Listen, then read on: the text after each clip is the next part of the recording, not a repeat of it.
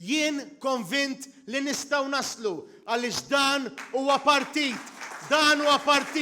b'saħħtu, dan huwa partit glorjuż, dan huwa partit li għandu is-soluzzjonijiet u dawn is-soluzzjonijiet nistgħu nerġgħu nagħtu lil pajjiżna mhux biss l-standards imma wkoll il-valuri biex is-soċjetà Maltija terġa' tagħti futur lil uliedkom, terġa' tagħti futur liż-żgħażagħ tagħna, terġa' tkun soċjetà ġusta u safe biex il-familji Maltin ikun jistgħu jgħixu fis-serenità.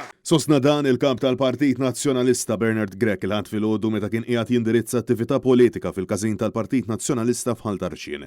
Wasaq li issa għal dawn l-aħħar snin nisimgħu kif gvern tal-Labor daħal politika ta' xejn mhu xejn u dak li qed iseħħ madwarna huwa prodott ta' din il-mentalità. Bernard Grech sostna li din il-ġimgħa kulħadd ixxokja ruħu bl-aħbar traġika tal-mewta kifra ta' Palin Kaja iżda ma nistgħux ninsew ukoll il-mewta ta' żagħżugħ Jean Paul Sofija li spiċċa mirdum taħt binja li kienet għadha taħt kostruzzjoni u mwiet oħrajn. Wasaħa illi min jiddiskuti dawn it-traċedji ma jfissirx illi qed idawwarhom f'ballun politiku iżda huma pjagi tas-soċjetà illi għandhom jiġu indirizzati. Mhumiex imwiet kombinazzjoni. Dan huwa gvern li waqqa l-standards tal-bini u tal-kostruzzjoni.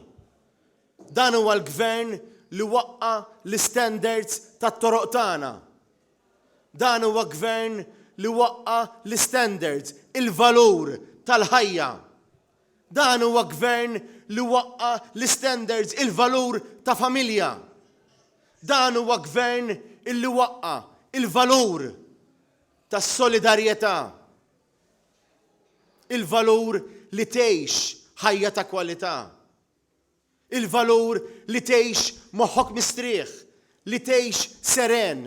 Il-kap tal-Partit Nazzjonalista insista li l-bniedem jibqa' fiċ-ċentru tal-politika tal-partit brabta mal-kwistjoni tal-Kummissarju tal-Standards Bernard Grech saħaq li l-Prim Ministru Robert Abela irid jażel lil min iritu sabiex jagħmel propju eżatt kif irid huwa nnifsu.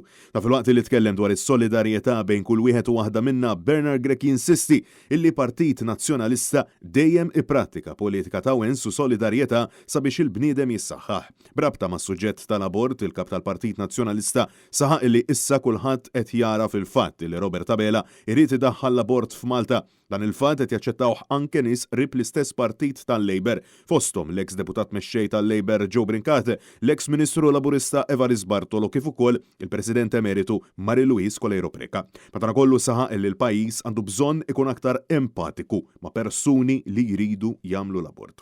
Hemm bżonn iva nkunu empatiċi ma' dawn il-ġenituri, ma' dawn l-ommijiet. Mhux sew li jiġu ġudikati. Għaliex mhux faċli għal ħadd illi jasal biex jikkontempla aħseb wara biex iwettaq dak l-att.